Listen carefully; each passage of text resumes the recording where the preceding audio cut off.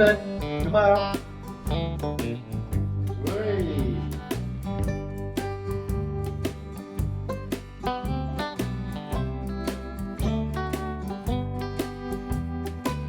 Looking good, bit dusty but looking good. Bit of cleaning to do but he's out of the corner.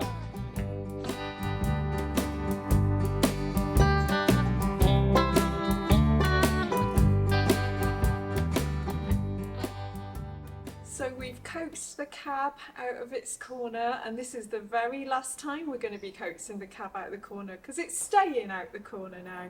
We're going to be uncovering all the chassis, we're going to be getting everything out, we're going to be cleaning everything up, and we're finally going to be able to get a look at everything we've been working on for the last 3.5 years.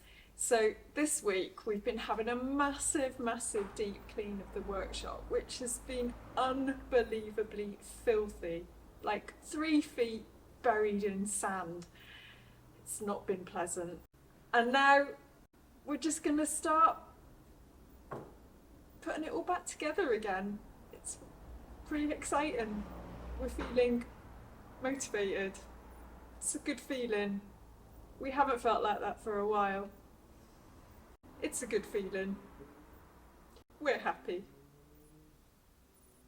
Hey.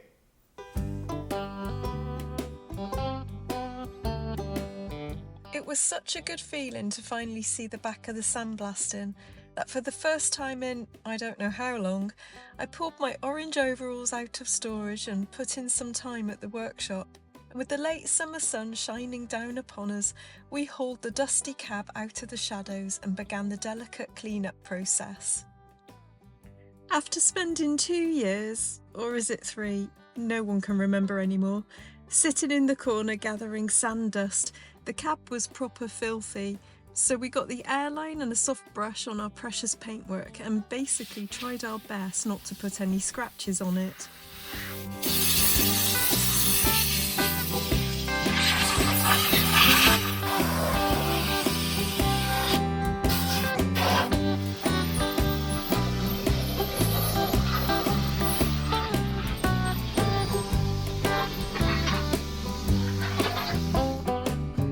After months and years of industrial strength cleaning and restoration work, we've so much been looking forward to reaching this point, the point where all the hard work finally becomes visible. Anyone who's ever undertaken any kind of restoration or big project will know that it's 95% preparation, and the finishing touches, which is where you finally get to see the results, are all in the last 5%. It's been a long wait, but we're there, and we're excited.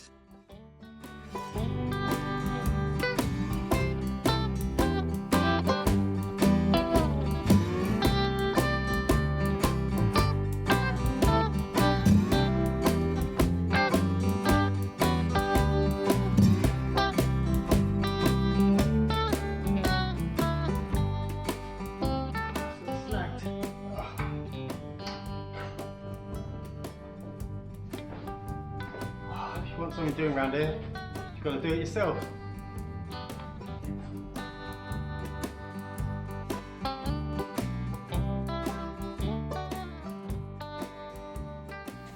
Right, the cab is out of the corner, covers are taken off it. We've done a little bit of dusting on that already, and it's looking pretty good. And now, just done the chassis. I haven't seen it for a little while because we got so into doing the sandblasting and painting of the last parts. It all got covered over completely. So it's been a few weeks that I've actually seen this. There's a little bit of dust on it, but it now means we can fully clean this up. And the parts that I did paint, many of them now can get bolted back on. I've got a few bolts to plate, and I'm going to have to get on with that. There's a bit of plating before I can bolt everything back together again. But I'm going to start cleaning this up, I'm going to put some bits back on it, and then I'm going to go and start working on the engine a bit, because we would really like to get this running and make sure it's okay before the cab gets put on. But essentially we're getting closer to putting the cab back on it and starting to put stuff back in that. It's exciting at the moment. It's looking really good. It's a very different work now from sandblasting and painting. This is just sort of spannering and fixing things and putting it all back together. But yeah, that's where we are, and in this video at least we'll be starting doing some of that. I don't know if we'll quite get to getting this running. I've still got to order oil and all sorts of bits and pieces, some gasket and all sorts of things, but at least we'll get a few more things bolted onto this.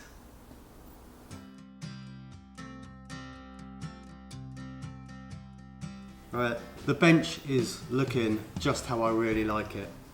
Nice, clean, finished parts, repaired, all no problems with them. We've got all new plated bolts now and everything, and I'm just putting back together some of the bits that came off the engine. That's the top of the gearbox here, and the sump's going to go back on, and the cover that went over the flywheel. Got the oil filter and a new filter for it, vintage filter, and we've got a big pot of oil. So yeah, it's really good. Just bolting this stuff back together again, it's always like a pleasure almost.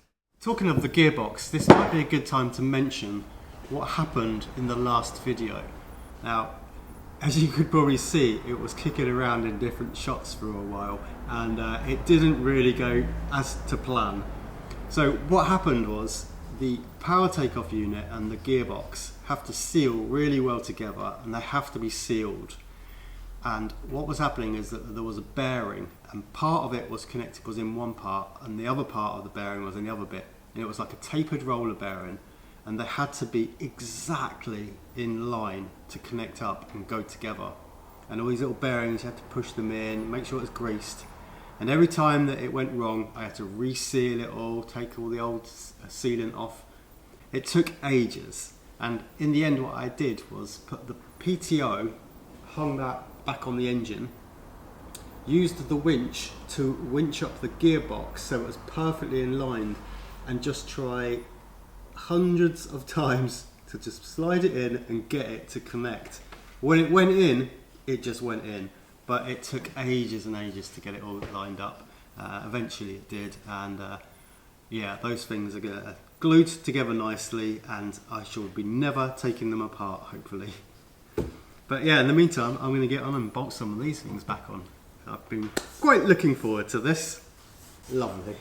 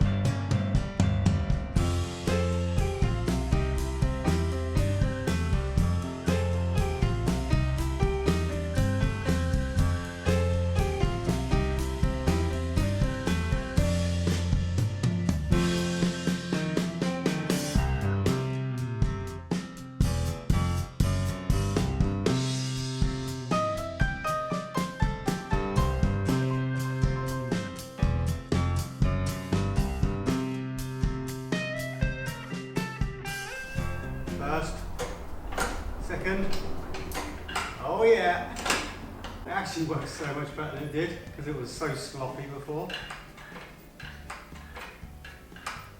Bit of weight there, I need something to hold that up.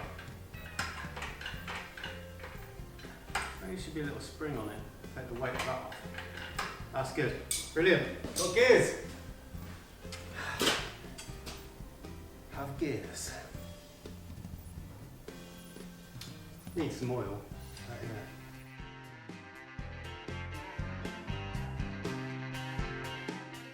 These last golden days of summer have been really lovely.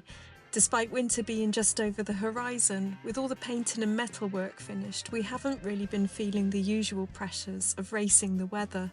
There are pressures, of course, and we have a mountain still to climb if we're to see this project through to the end. But for now, just for now, it feels all right, and we're happier than we've been in a long time. Right, that's in, and it's properly specified finger tight. It's not quite finger tight.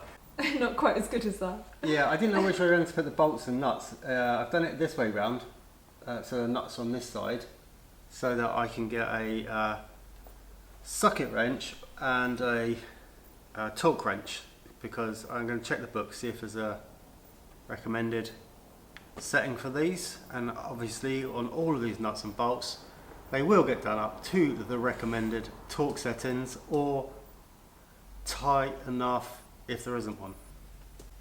But yeah, that's really good. That's the first one in.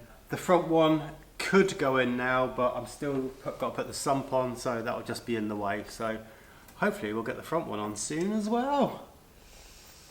Marvellous.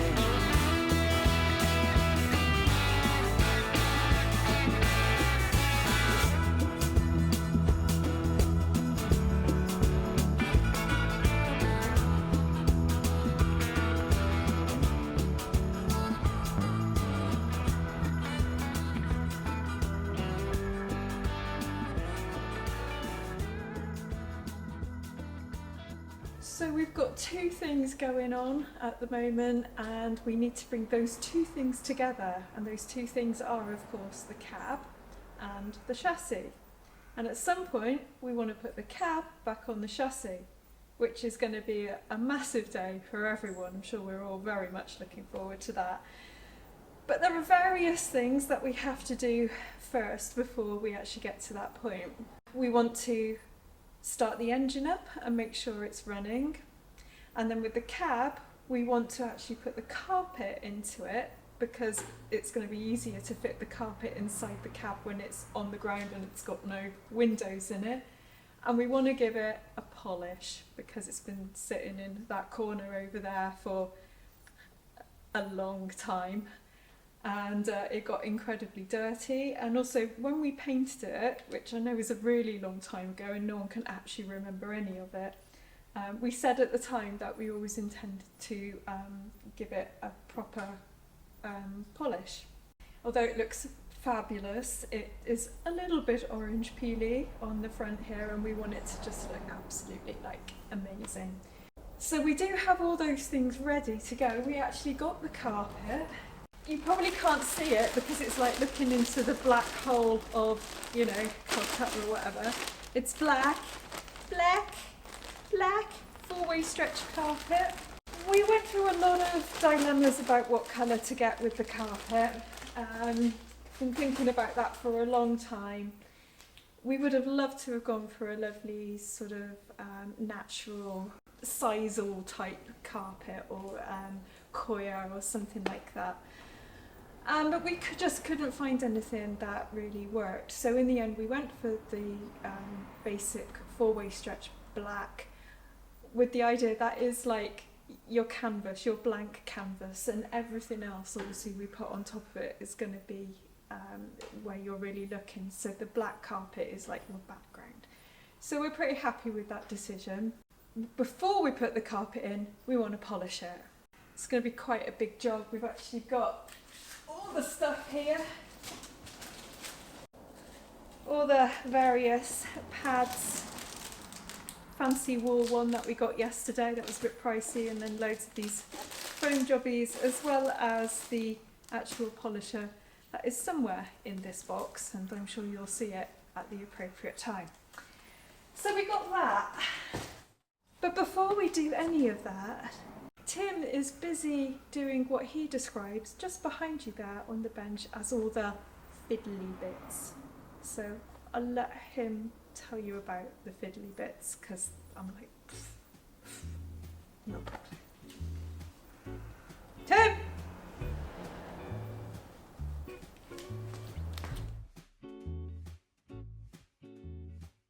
The other part of the equation here is the rolling chassis here, and it's about getting that prepared, ready for the body to go on.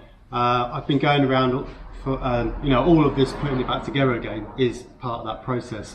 But there was a bit of an order that things came apart, and to a certain degree that order has to be followed, because it becomes impossible to put some stuff back in onto the chassis once the cab is back on. And yes, the other thing really is about trying to get the engine running, at least so we know we don't have any major problems with that. But yeah, even with the cab, it's throttle pedals, it's bits that were missing, trying to replace, trying to work out what I need to put in and in what order. Things like the steering column has to go back onto the cab before it goes back on as well. But then maybe that'd be better if it's carpeted before the steering column goes in. So it's all that kind of dilemma of things really. And yeah, another thing that I had was when we took a lot of it apart, the exhaust manifold, inlet manifolds, there was no gaskets on them. So I'm trying to recreate or make some gaskets from thin air for those. One of the bits that might hold me up a little bit is the carburetors over here. I'd quite like to take them apart and have them a good clean out and check they're okay as well. And the truck itself, well, it's certainly getting there. There's not a lot left to do really. We've all got the fan belt on, the water system's all there, got the gear linkages, it's working really nice now. Yeah, I've got silly things like the speedo drive, can't even remember where it came from, where it's got to go back in. But that would be helpful if it was in there. I've got to do the fuel lines, like I said, the carburetors and the manifolds on the other side. That's probably about it, and obviously getting it running, which means I've got to put the oil back in it. It's fiddly stuff, and it all takes time, and where we want to get this back together as quick as possible, we still, you can't rush these things really. We have got to do them, and do them in the right order. That's what I'm doing.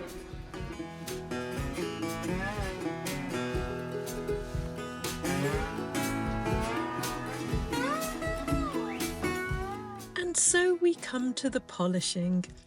Now, it has always been our intention to give the cab and the doors and the other flat panels a proper polish, partly because it looks really good, so we hope, but mostly so we have a really nice smooth surface to apply the sign writing. What Tim neglected to inform me until this very day is that the polishing also involves some sanding. I swear to you all, the subsequent heart palpitations when I saw this were real.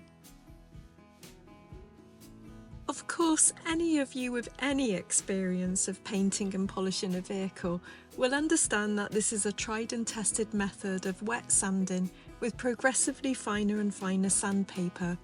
and should remove any minor imperfections and orange peel before the polishing puts the shine back in. As for me, I think the shock was all a bit too much, and I was struck by the lurgy later this very day and unfortunately put out of action for the fun part which followed. So I'm down to 2000 grit now. Did a bit over 1200, 1500, I'm on to 2000. This one's the most difficult one really, because this is 1500, that's 2000. What's the difference? It's difficult to tell. I just rub it and that's good enough. Next one, I'm going to go up to 3000 after this, and hopefully that will start making it look a little bit different, but it's getting smoother.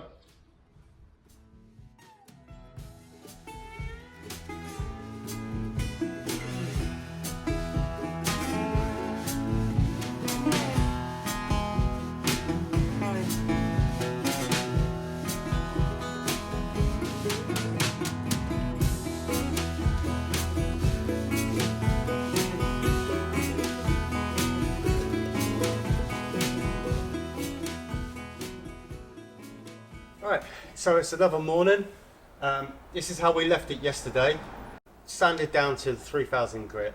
Unfortunately, I'm on my own today in the workshop. Lisa's not able to be here. After yesterday, she came down with real cold last night, sniffing and coughing, sore throat. And she's really disappointed not to be seeing this next bit, like hopefully getting the shine back on it. So what we did yesterday, once we got past the 1200 grit sandpaper and removed all the orange peel and all the imperfections, from that point on it's all about making it smooth and shiny again. So the 1500 grit, 2000, 3000, we're all about refining it and getting it shiny again. Now our next step after the 3000 grit sandpaper is to go on to some cutting compound, an abrasive paste. This also is available in different sort of grades of their coarseness, from very coarse up to quite fine. We have two, a bit of coarse and some fine stuff. And this can be just rubbed in. So yeah, you can do this by hand, but alternatively, you use a sanding machine. Now this is £27 of eBay's finest sanding machine. It's about the cheapest I could find, and I'm just going to see if this does the job, because we can do it by hand, but it takes a long time. So let's have a go with this and see where we get with it. 27 quid. Mad. Probably shouldn't be practicing for my first go on the very front of the truck. Bad planning, that is. Well, let's take it slow and see what happens, I guess. Oh, that was a bit much.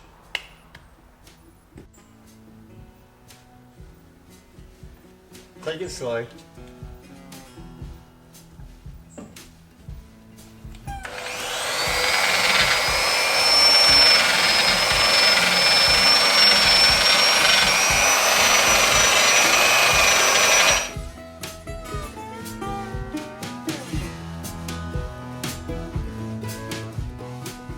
This isn't very flat. Okay, that's not very good.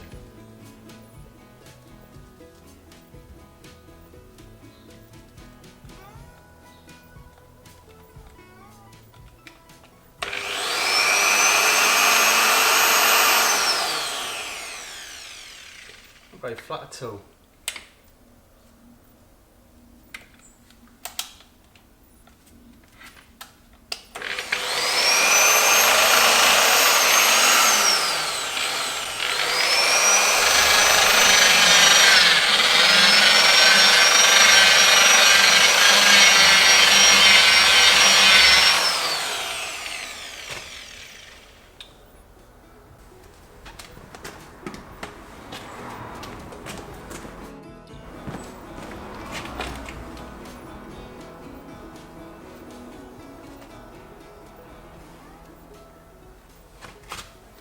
Right, so I've already found a problem. I don't think the backing plate on this is quite level. So you can see it's just hitting one side of it. The polish is still on this side. I have to try something else. Yeah.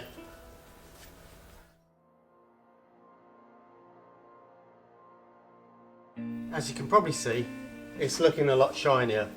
I haven't been sort of like filming this. I've been like going backwards and forwards, trying different pads out, different ways of doing it. It's easier and harder than I thought it might be. I watched a few people doing stuff on YouTube, and as always, they make it look really simple. None of it makes sense when you come down to doing it in reality. It's kind of like really just trying to make it up as you go along and try and do the best. Now, what I've tried to do, I've gone over with the more abrasive cutting compound, and I'm going backwards and forwards and trying different stuff out and seeing if the shine will come back out. One thing I have noticed with this is that it's going really shiny, but I haven't got rid of the orange peel. It's kind of gone even into a weirder looking orange peel. Now, all the blemishes and everything like that have come out really good, and it is looking much, much better, and I'm sure I can get the shine right back in it. But there is still this kind of weird, I don't know what it's like, cellulite or something. It's like orange peel, but like not little bits, but like bigger bits, bigger undulations. And that probably is down to me not block sanding good enough with the 1200 in the very first place. It looked like it was totally flat, felt flat. There's no sort of valleys left in there, but I obviously just didn't cut it enough. So I think I'm going to carry on polishing at the moment and see how I get on with it, maybe learn it a little bit. If it looks really bad in a few places, maybe I'll just sand those bits back again. But I'm going to go around the whole lot, I think, and just hone my polishing skills. Sorry, I said sander about this earlier. It is supposedly, it's a rotary polisher. I believe you can get DA ones, the dual orbitals, which are a little bit more forgiving, but they're like at least 40 quid they are, so yeah, I'll stick with this for the time being. It's doing okay. Just taking it easy, slowly. But yeah, carry on.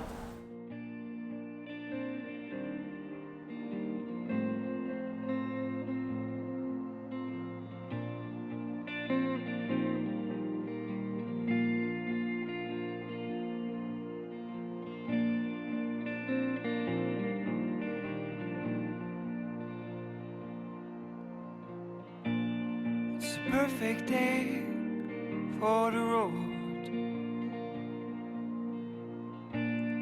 The blue sky will take us home. We'll take it easy, we'll take it slow.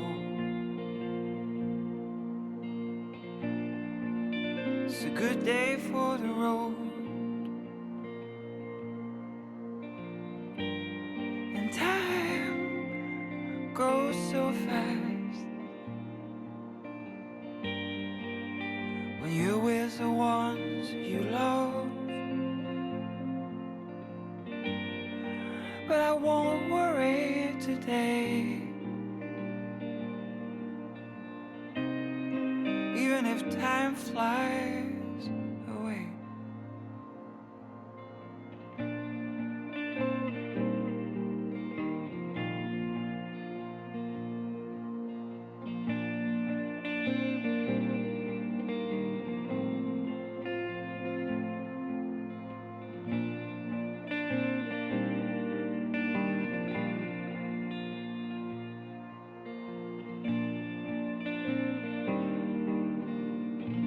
Right, now this is looking quite shiny now. That's after I've gone over with the fast cut compound, the more abrasive stuff. It's definitely put a bit of shine back in it, and I'm getting used to this to sort of work out how much you got to do it. Like with anything, it's just having a go yourself and seeing how it works and keep playing around with it. I don't know if you can see, there's a shiny bit over here somewhere. I've still got that really, the rippliness. It is annoying me, but I think I'm just gonna, for now anyway, I've got a lot of other things to do. I'm gonna have to leave it. It's not too bad. And part of this was we were gonna put some sign writing on it, and I think it's okay for that. I can always come back at a later date and one day in the future maybe. do something else to it. But it also means that there's a bit more paint on it for the time being, so I can do stuff in the future. But I'm pretty happy with how this is coming out. It's always nerve-wracking taking the shine off it and then doing this, but I think it's going to be worth it. It's already looking pretty good, much flatter than it was before. Next stage, fine cutting compound, see if we can get this shine right back. I'm following the river to another show. It's a perfect day for the road. And time goes so fast. Well, it's a couple of days after the polishing. I now have Lisa's cold. Oh, thank you very much for that. But I'm ploughing on through. The polishing, I was a little bit worried about it, a bit hesitant. But as it turned out, it all went really quite smoothly. I didn't flat the paint down hard enough to start off with, but we got a good shine back. It took a little while to get used to the machine and the compounds and how they were working. But we got there in the end, and it actually turned into quite a pleasure, and I was really starting to enjoy it. Got round the whole of the front panel, did the dashboard, one of the rear, and it was going so well I thought I'm just going to carry on and do all the little bits around it. I did one of the rear quarter panels, and was starting on doing some other stuff on the other side here, thinking, right, give myself the rest of the day, get on with this, and the machine packed up working. Yeah, so I'm left with some sanded down paint and no buffing machine, so I guess I'm going to have to do it all by hand. I don't know, but we do need a machine to do. We've got wings, we've got panels, we've got doors, we've got a lot of stuff to go back on this. But if there's a lesson in that, it is don't pay 27 quid for cheap things off eBay. But it's all really good. Cab's looking great, and I think we're going to call this the end of the video now. Next time, this cab is going to be finished. It's going to be ready to be mounted back onto the chassis. And the chassis hopefully will get finished as well. So it's all going. Lots and lots of little bits and pieces to sort out with this. But yeah, it's going to get the carpet in it. It's going to get all the little pedals ready. Everything lined up. So yeah, next time we're going to be close to putting this back on. So yeah, thank you very much for watching. As ever, please like the video if you liked it, of course, and subscribe if you're not already subscribed. It really helps out us getting to a slightly wider audience, and thank you very much. Now we have to consider whether I re-record this because I've rambled and it's rubbish. But see you next time. Bye. Oh, poor Timmy. I did feel a bit guilty for giving him that cold, but you'll all be pleased to know that we've both pulled through and are on the mend. A huge thanks to you all for watching, and a big thanks to our patrons as always. Also, a special shout out this week to patron Nick, who popped by the workshop with a box of tea bags and some cake. Always welcome, Nick. Always welcome. Take care until next time, and we'll be seeing you back here again very soon.